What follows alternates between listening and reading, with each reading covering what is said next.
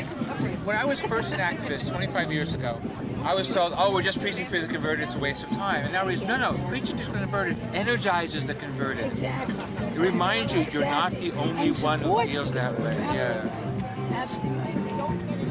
And so I go, no, there's nothing wrong with preaching to the converted if you energize them. You know, if you just complain, make the same complaint too, though, you can just bring everybody down.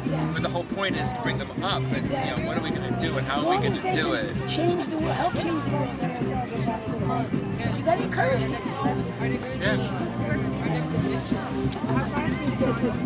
So In a sense to have.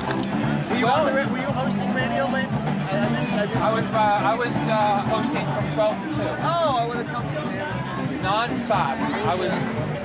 I was so cooked. 2 o'clock. My brain was just drained. My brain! But it worked out well, I guess. I don't know. I got called me about a week and a half ago saying, yes, somebody from the environmental show should be there for the environmental conference. Yeah. And you know, are you available? And I said, well, I'll be here Sunday. There was an energy conference yesterday, and I was not going to miss the energy conference, which was great, by the way. Where? Brooklyn. Oh, Wolf Hall was coming out of the air with this. So I agreed to come on, and all of a sudden, it was like non-stop. I think they wanted me for like 3 minutes. Right. Oh, they wanted me for 2 hours. So did you have guests or you just? Yeah, it was like one guest after another. It's like 5 minutes. There's so many people here, so many things going on, that it was like 5 minutes of issue, 5 minutes of music, issue. So now you're in recovery. I probably will be in recovery until sometime tomorrow. An hour and a half, it's sort of like that, but it's a very ambitious book, and I can tell you about it. It's sort of hard to do it against the crowd, and you know, it's about a model of self that's a fractal that applies to reart and personal relations, the organizations we're part of, and our broader culture. And I talk about it in the broader context of the sustainability crisis response to self. That's really short. So there's sustainable community aspects to it. What I have noticed is sustainable community is becoming almost a more and more people are using the phrase, and then using it in different ways. The more ways it's used, the more meaning the phrase. Same is true for sustainability. And one reason I wanted to do a show about it is before it completely lost its meaning. Let's have a couple activists talk about it. Yeah, this is not I could turn this into a piece on it, but it's really not about sustainability. Yeah. That's more individual rather than massive. Yeah, about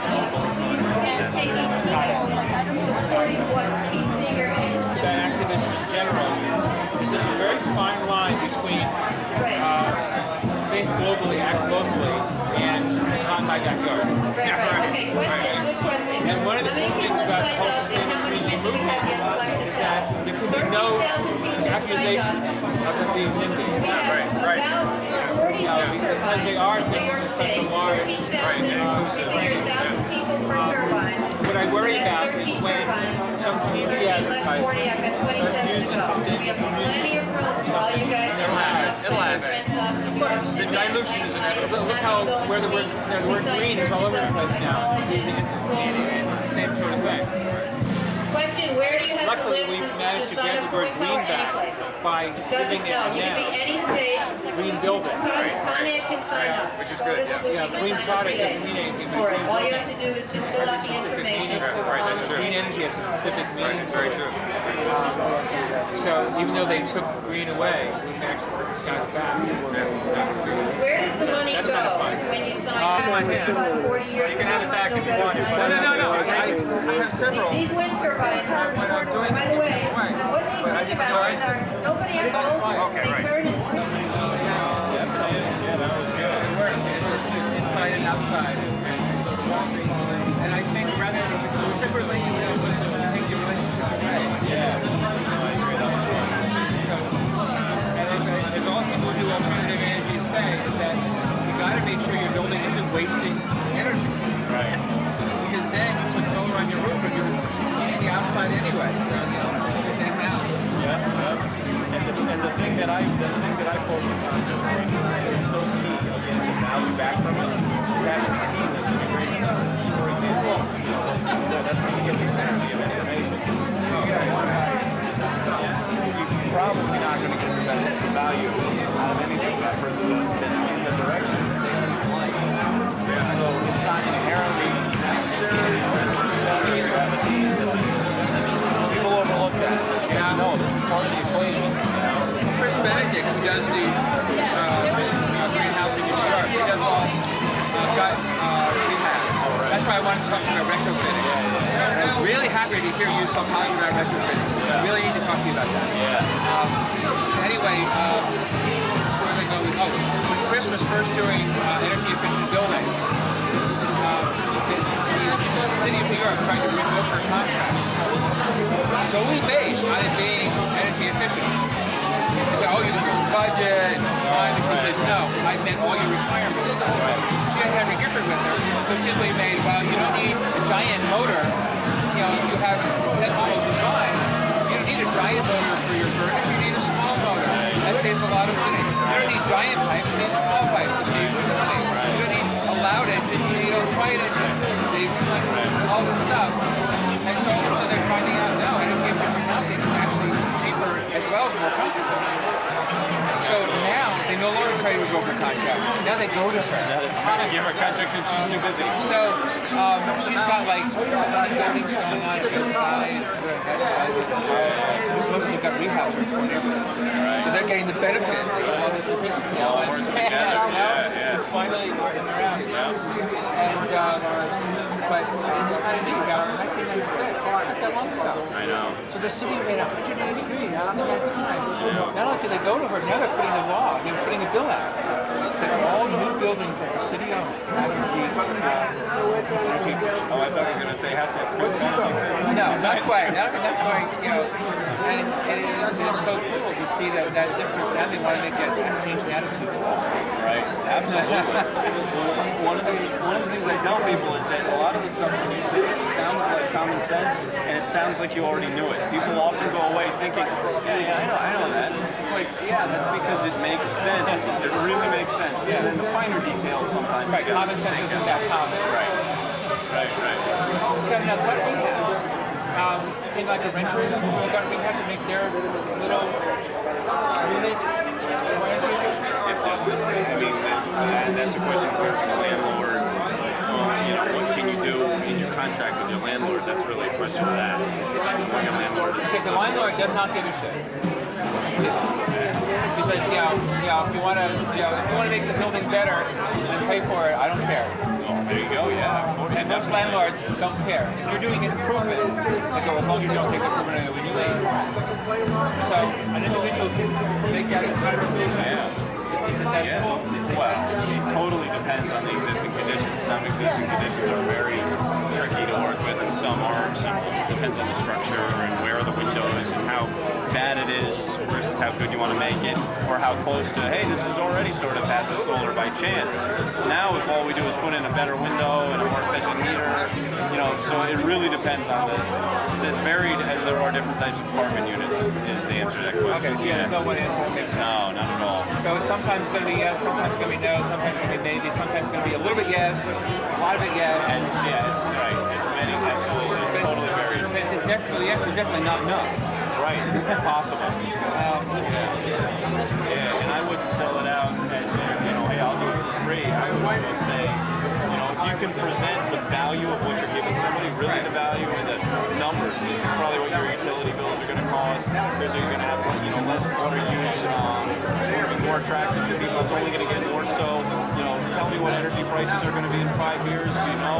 No. Well, do you think they're going to be more? Yeah, probably way more. So anything that we can duck out of that, blow in the future, it's like worth more than we can assess now. When you start making that argument really well, and then you say, now here's what I want to do. Don't you think you're going to do this too? Chip in with me a little bit. I want to improve your building.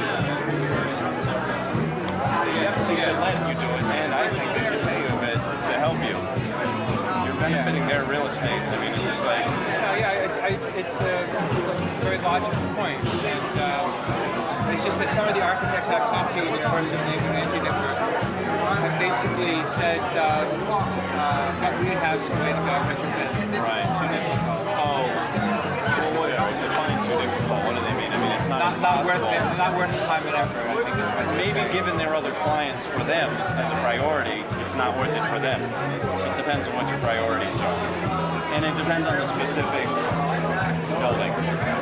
Some are like, boy, this is just not worth it for us various professionals, let's say, to be involved. Other buildings, it is, but it also depends on the particular professional, what their priorities and their vision are for their business.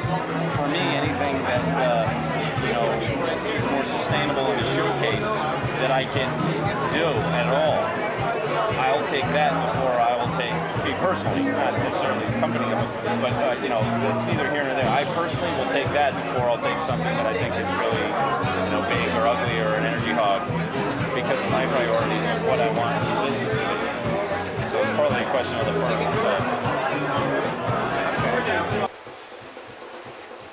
The Green Living Expo, which is brand new this year at Clearwater.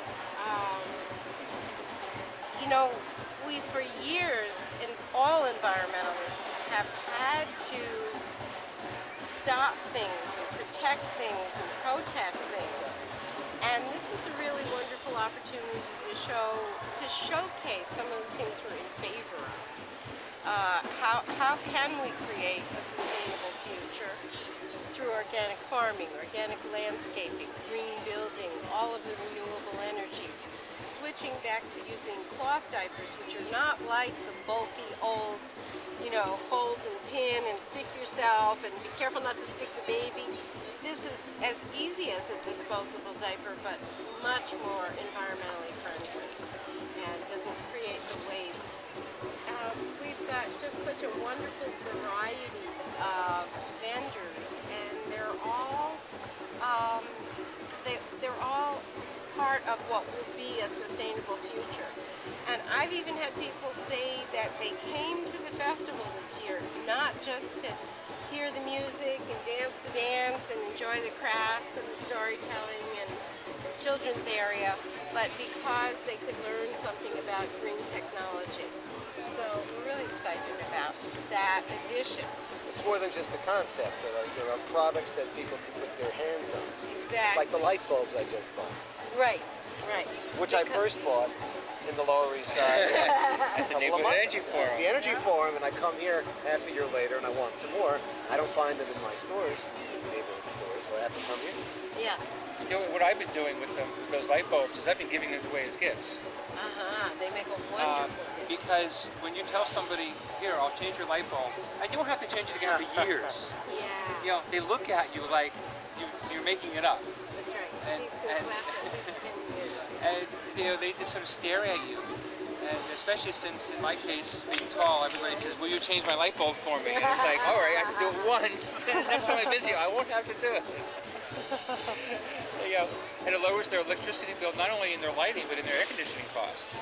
Well, we've got the solar trailer, which is just on the other side of this trailer, now powering that entire tent and the craft tent over behind us. 33 vendors with all their displays and whatever. Plus, we switched the overhead lights all to compact fluorescence and reduced the consumption for lighting by 75%. Wow, that's serious. It's serious and significant, and we did that to assure that solar trailer would easily be able to power everything and not drain it down with incandescent lights. The heat that you feel coming off of an incandescent bulb is waste.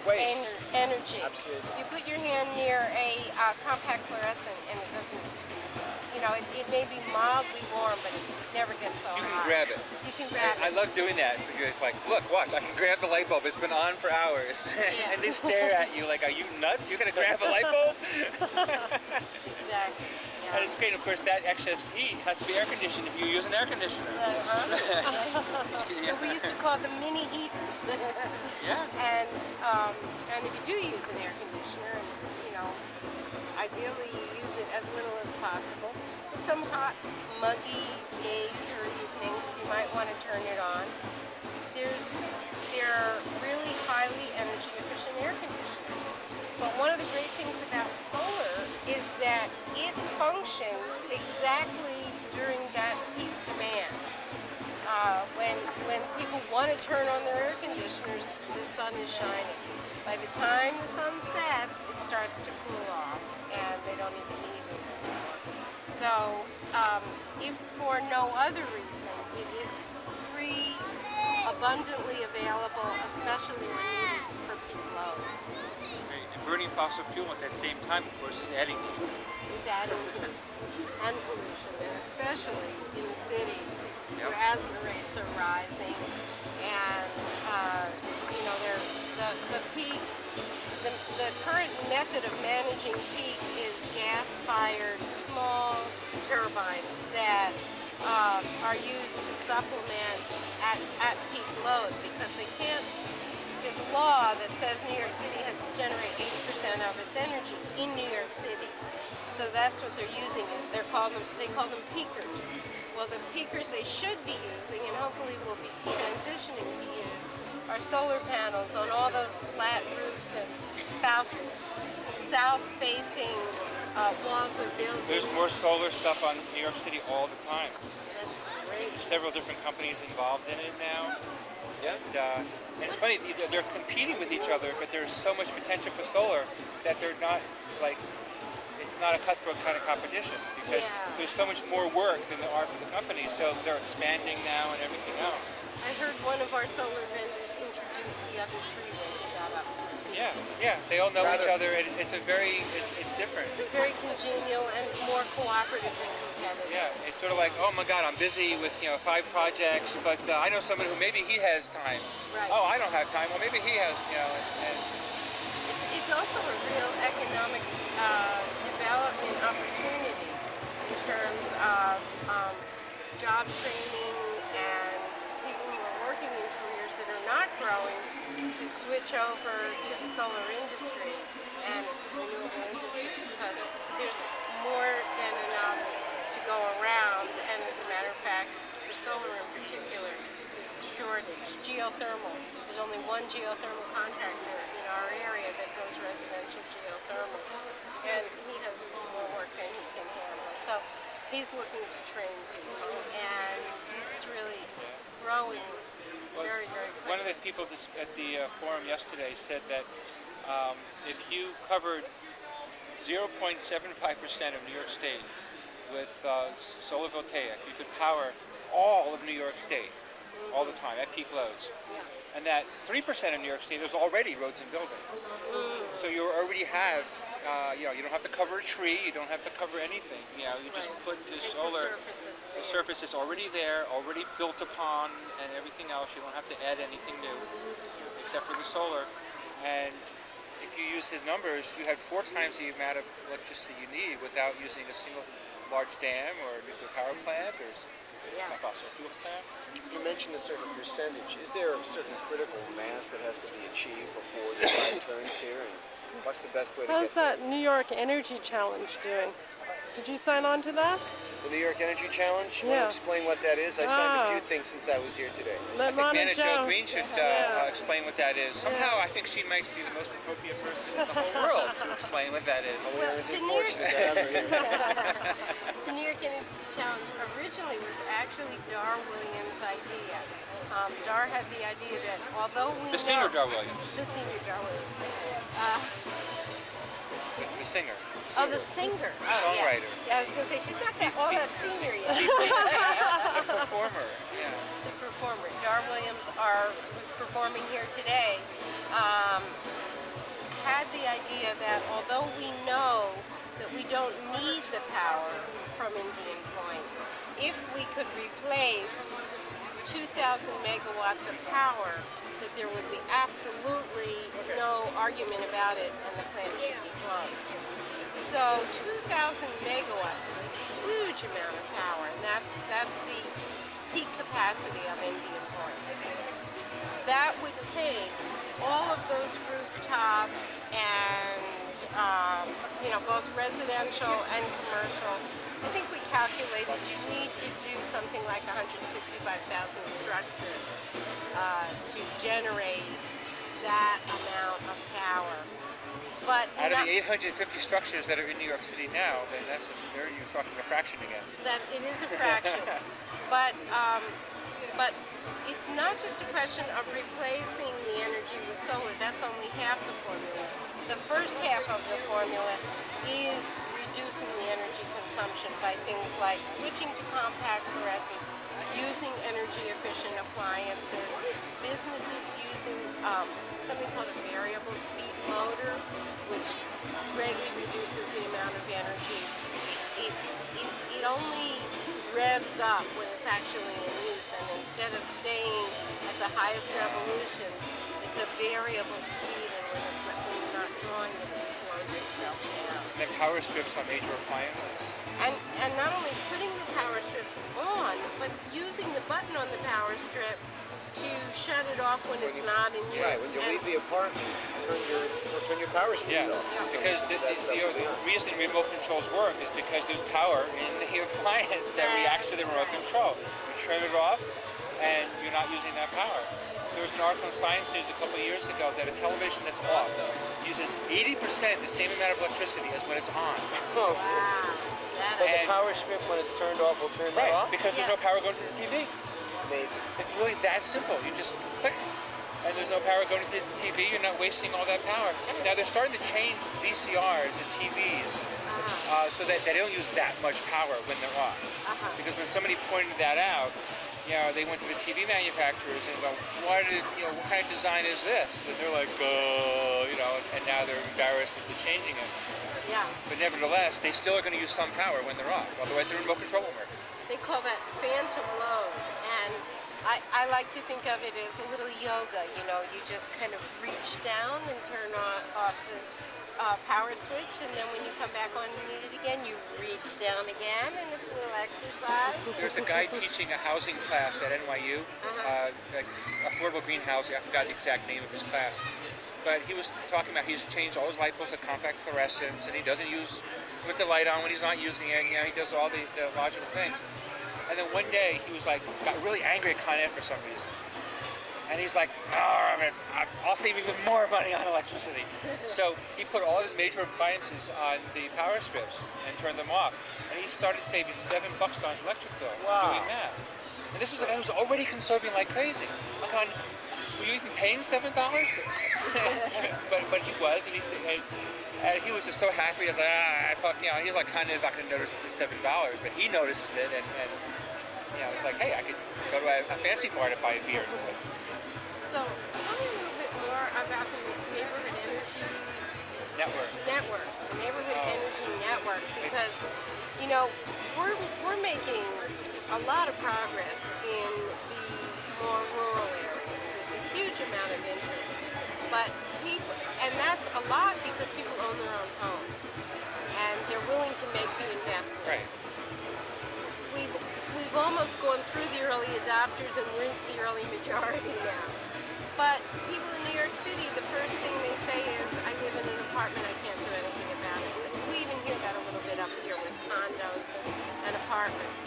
But the Neighborhood Energy Network has figured out ways around that. Yeah, I mean, it's all, she's going to kill me for mentioning her name, but she deserves the credit. Lois Stern would go to all these solar energy conferences and various energy forums and all these things, and she kept hearing sort of an abstract sort of thing about renters and apartments, that someday maybe, or it ought to be, or it should be. And she's like, I'm tired of this oughtas, shouldas, and all this. And then she would talk to other people who also agree with that. And then she would talk to other people who knew, no, if you do this and this and this, New York City apartment can be more efficient. If you do this and this, New York City has alternative energy. Renewable energy. I'm trying to break myself of the habit of saying alternative energy because the government uses nuclear power as alternative energy. And I have to break myself. I've been saying alternative energy for 25, 30 years. It's really hard. I'm angry, and I'm also angry I have to do it. It also makes it sound like it's on the outside. This is coming into the inside. That's going to be the alternative. That's going to be the backup. The fossil fuels, and hopefully we need to get away from nuclear altogether. I mean, Earth has no alternative to the sun. But anyway, so Lois Stern started saying, meeting people who were major activists, with all kinds of experience and knowledge, and all had the same wishes. And she's like, but there's information here too, so let's put it all together. So she started talking to people, how to put this together. And everybody was like, yeah, great, and so in October of 2003, so we're talking less than a year, is when we had our first meeting. And we're talking 25, 30 groups in this room, right? So each group, of course, has various agendas of why their group exists. And everybody put those agendas aside. And it was only like a 2 or 3 hour meeting. It was a pretty short meeting for what we accomplished. We were only talking about renewable energy and energy efficiency and that kind of thing. And we go, okay, we should have a forum so we can educate everybody. Right? Everybody's like, we have to educate and activate. Do it at the same time. We'll have a forum, energy and activate. And we don't want it to be, dry and boring, so let's have musicians who activate so well and educate so well in, 2 minutes and 50 seconds. They should be part of this. And they're like, well, we needed this. And somebody go, oh, I'll take care of that. We needed this. Somebody else in another group said, oh, we can take care of that. How we can pay for the space. My group will take care of that. Who knows musicians? I'll take care of that. And it was just like, and so people started wishing a lot more, oh yeah, I'll take care of that. It's like nobody could make up something. It's like, I know you can make a passive solar collector out of an aquarium, but I don't know how to do it. Oh, I have kids who do that. What? Okay.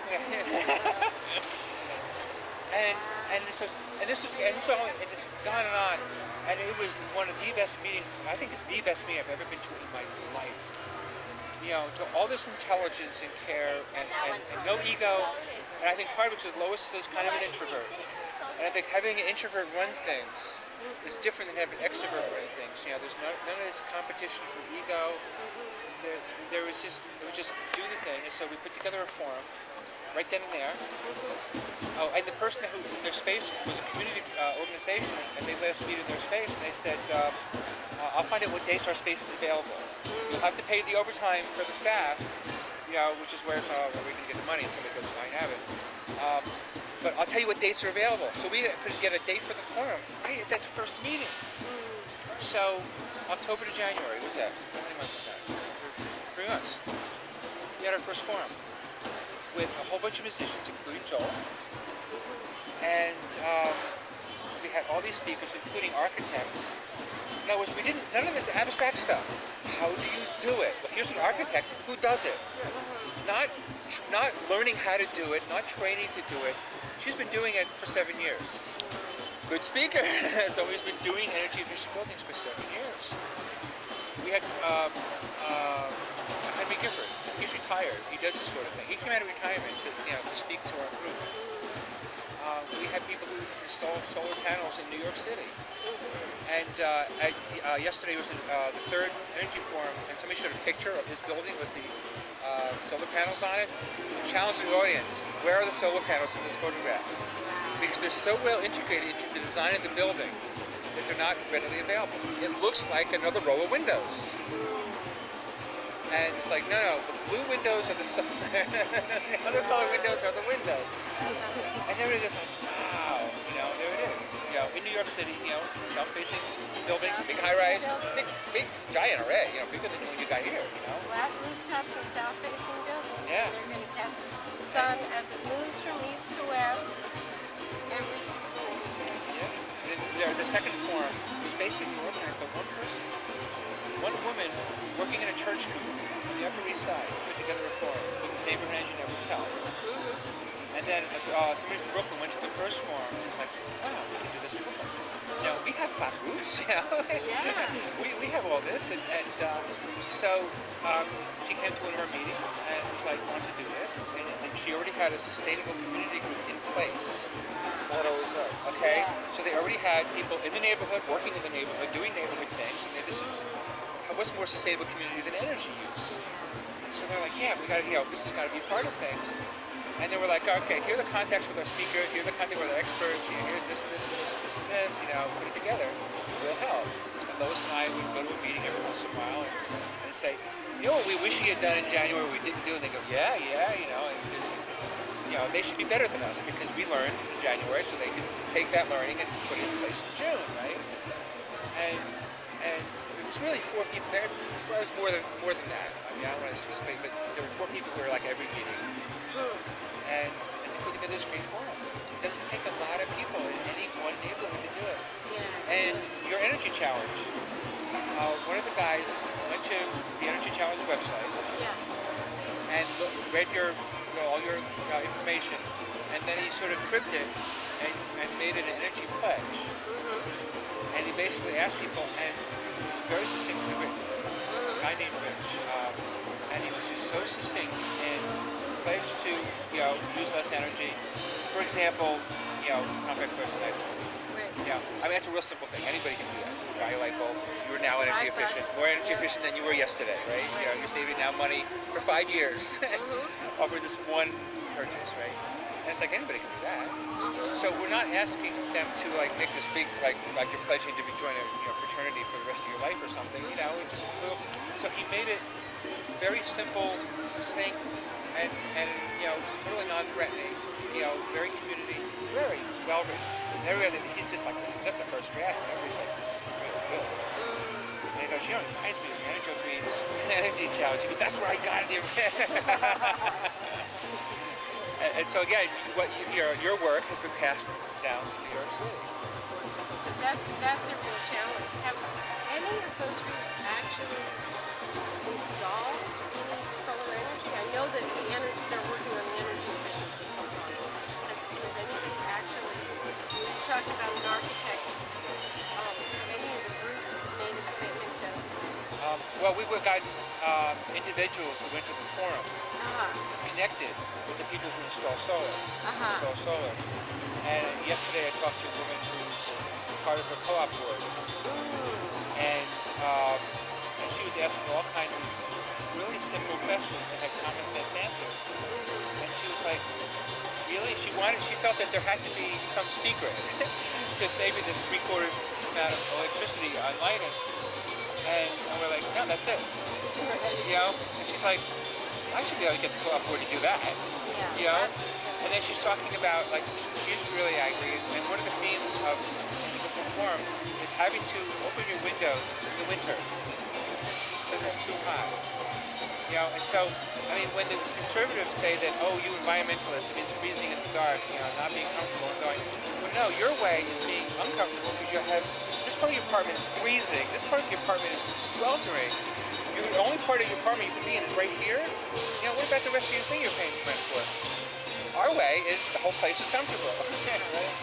And it's so logical. Right, and I said, and Chris Benedict had said $40 for these individual thermostats. So for $40, she goes, we just had to raise our maintenance $250,000. And you're saying 44,000, all 110 units can have, their own heating, and we're not opening our windows, and we don't have to raise our, 200,000.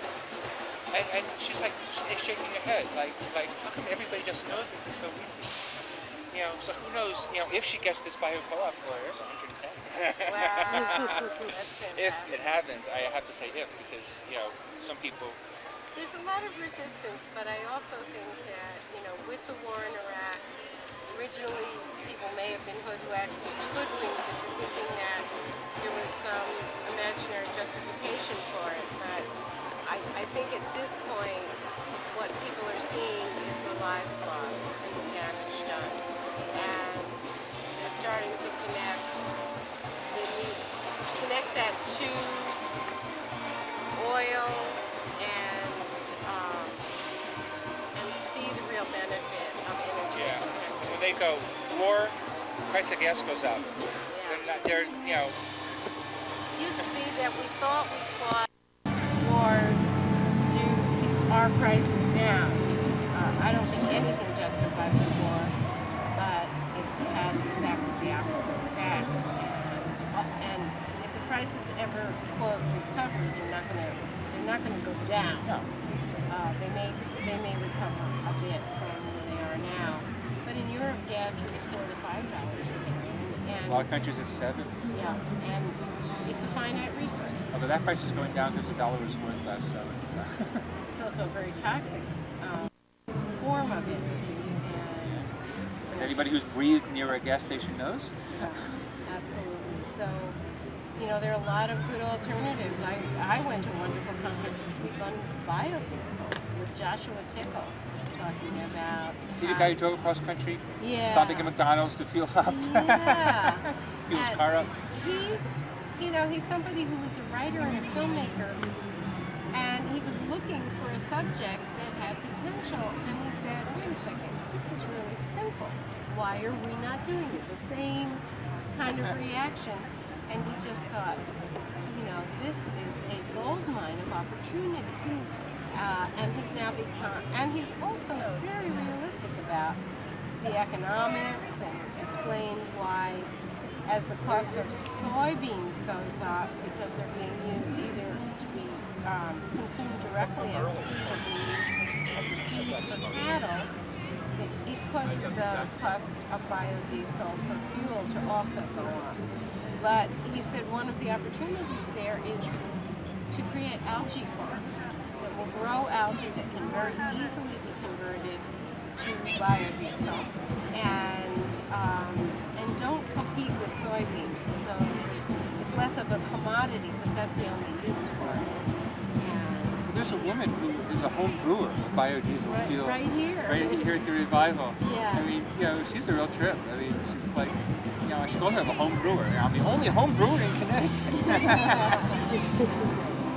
And it's great to watch the array of questions she gets and who's asking them.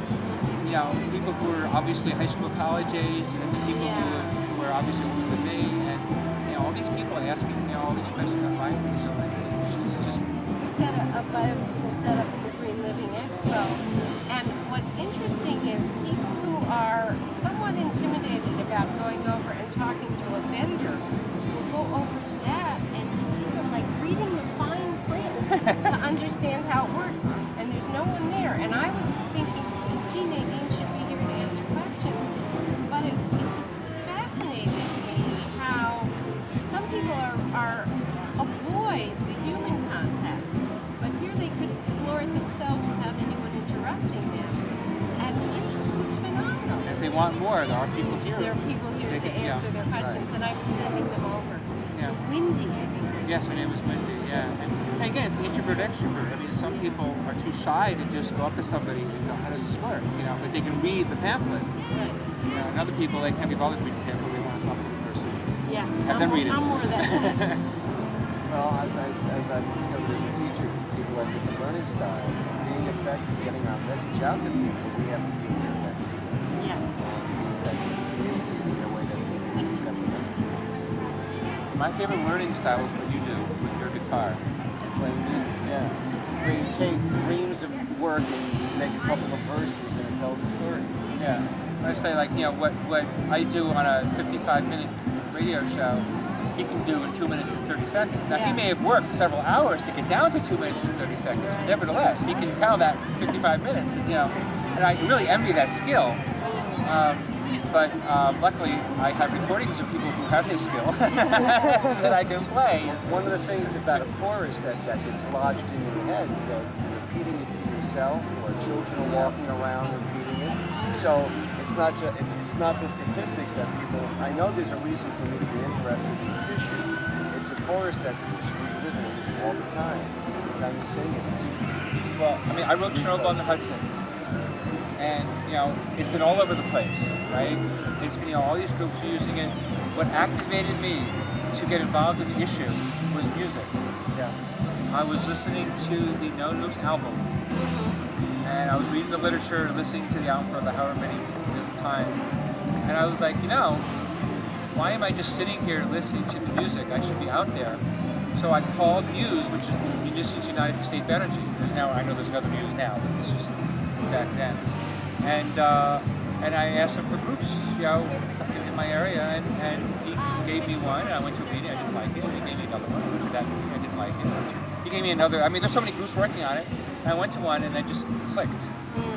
And then I stayed with them for years, and ended up writing Chernobyl on the Hudson, and all that, but it all stemmed out of the motivation I got from, you know, musicians, you know, Bonnie Raitt, and Graham Nash, and Jackson Brown, and Bruce Springsteen. Have you heard the Indian Point sampler that we You play any times I've played that on the air. It's hard to get being high up where I am. No, I have played. That's great. It's not all the songs, most of them. Yeah. Sometimes one at a time, sometimes two at once, sometimes three at once. And Ken's not the only one. There are other DJs there who are playing songs off of it.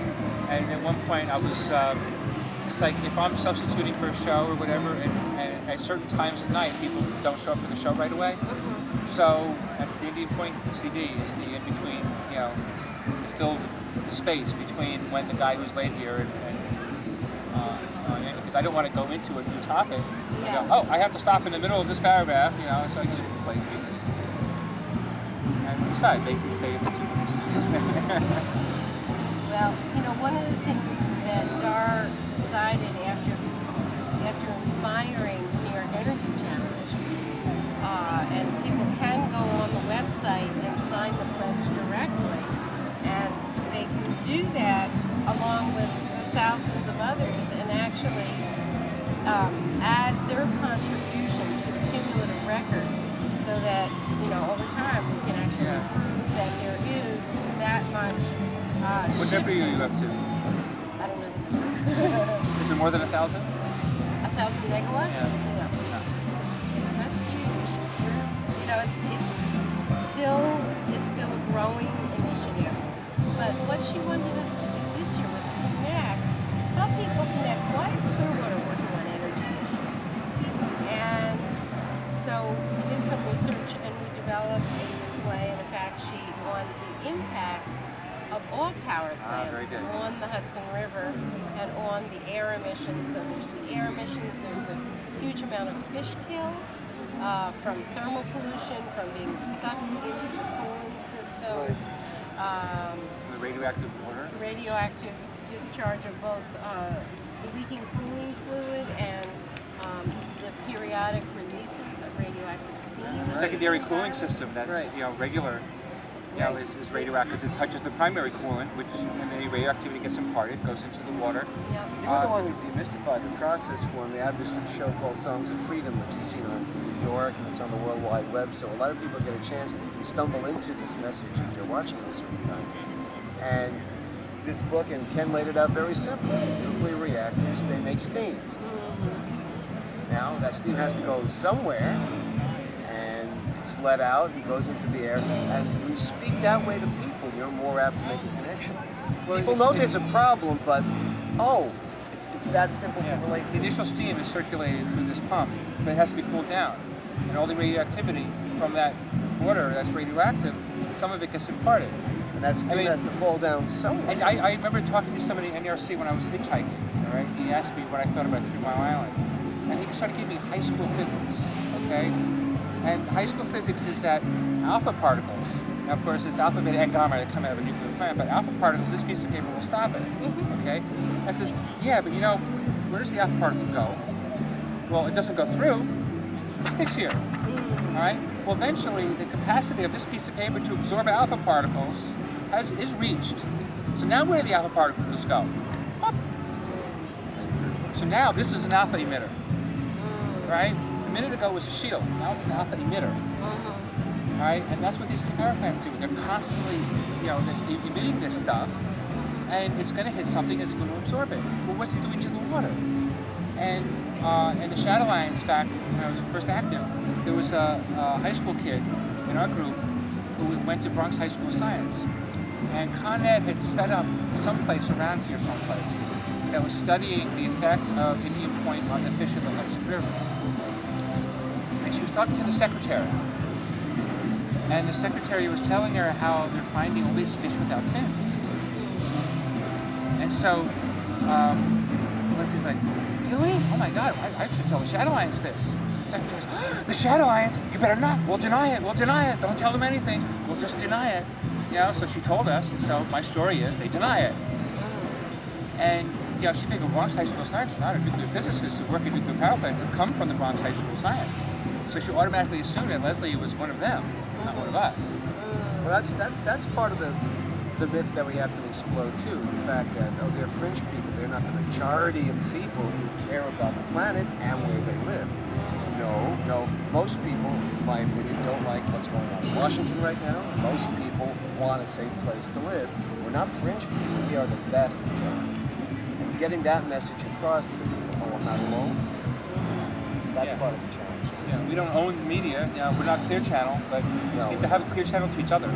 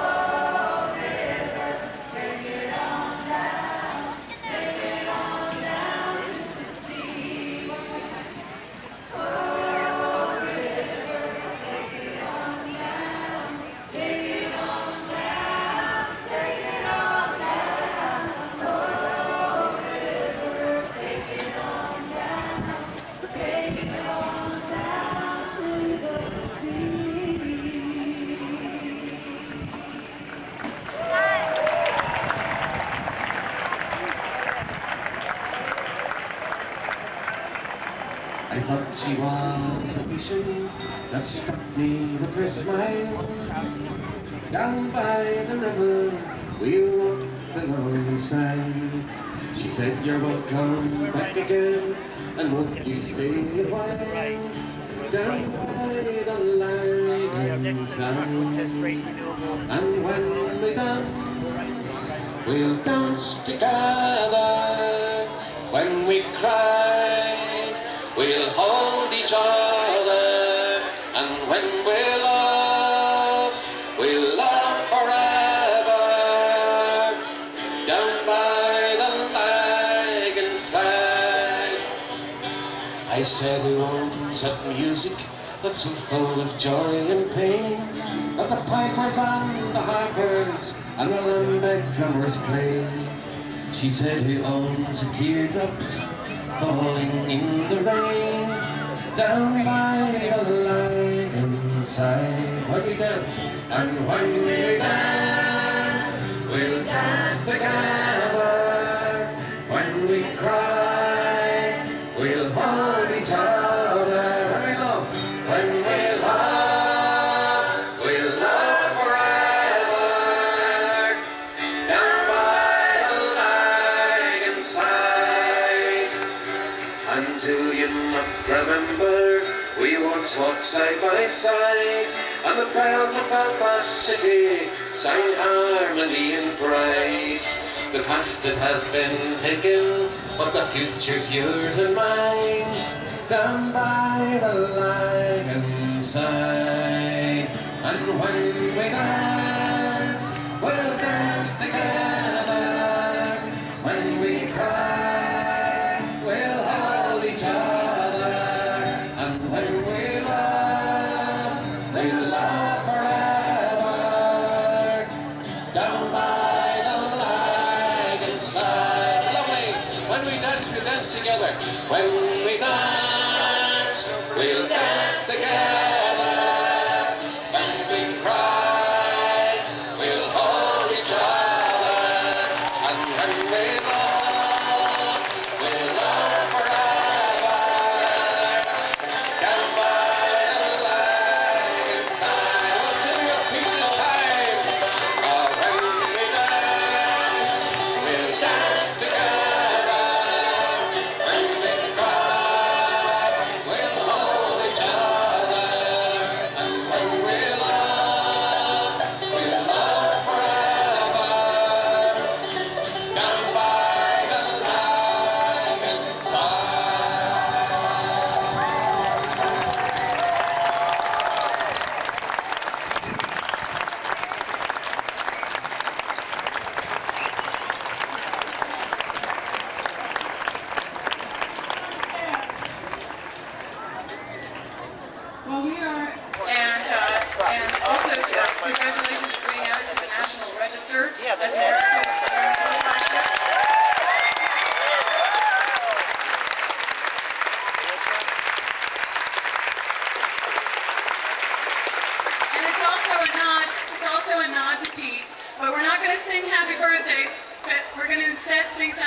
it reflects the work he's done and the work we've done, and certainly the work of Clearwater, which is a beautiful song called Sailing Down the Golden River.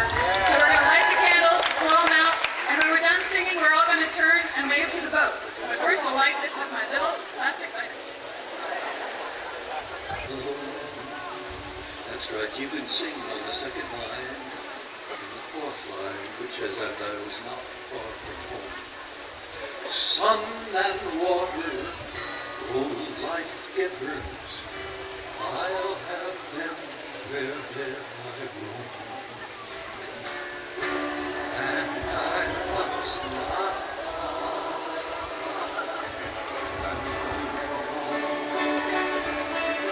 sunlight glancing on the water, life and death are all my own. And I was not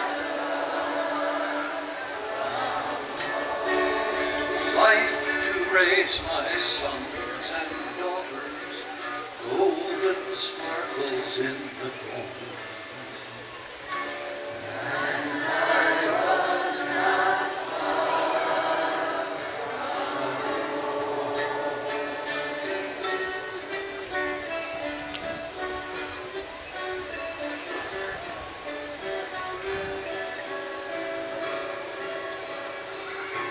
Sailing down this winding highway, travelers from near and far,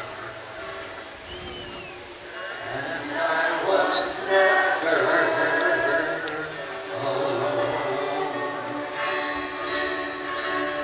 exploring all the little byways, sighting all the distant stars.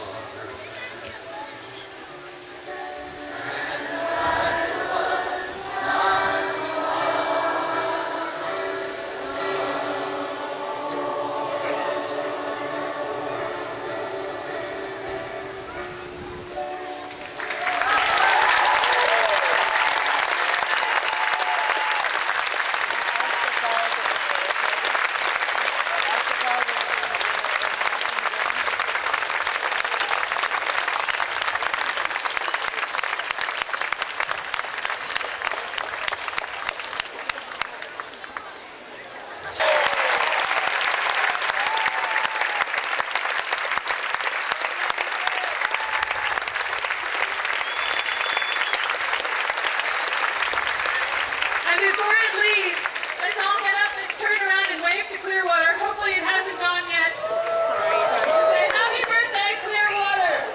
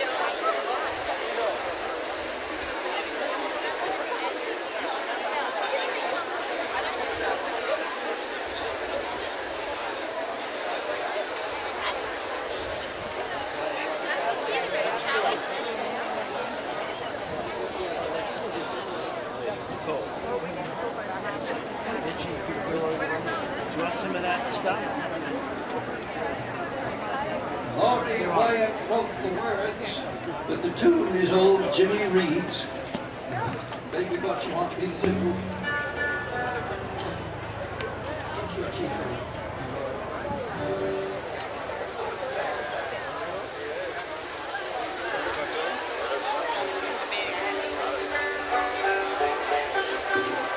Sailing up,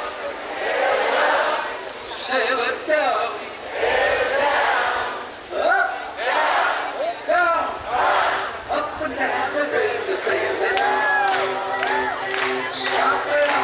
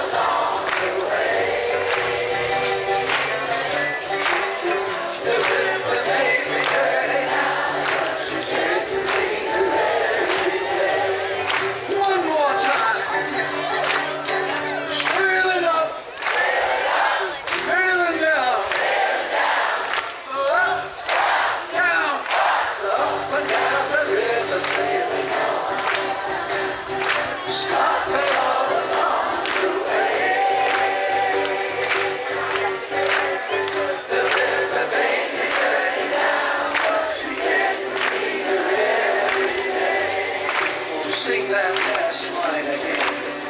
The river may be turning out. She's glad to clean her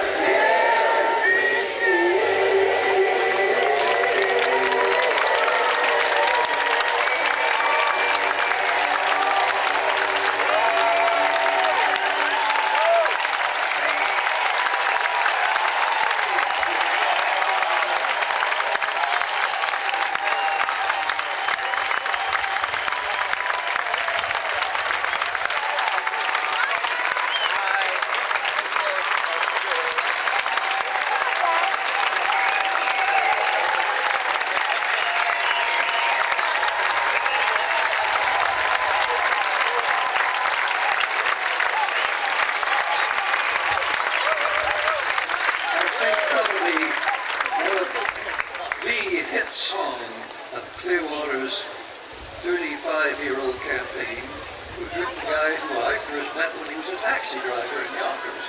Now he's captain of the schooner. Captain Rick Nessler.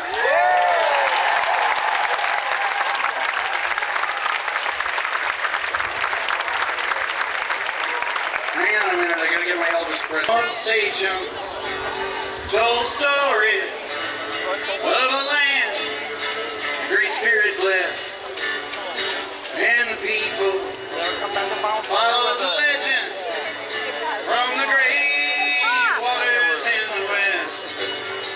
And they stopped where they found that the fishing was good, earth it was fertile, and game ran in the woods. And I could be happy just spending my days on the river that flows both ways. Try that. I could be happy just spending my days on the river that flows both ways.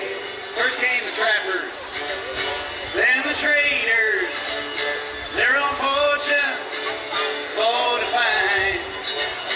And the valley treated them kindly, so the farmers, they followed close behind. Then the sloop sailed well laden on the battery, with flour from yonders, furs from Albany. And I could be happy just spending my days on the river that flows both ways. You know it, I could be happy spending my days on the river that flows both ways. Writers and painters have shown its beauty on its waters and on the shore, while musicians sing its praises, keep alive the river's lore. With the sunset and gold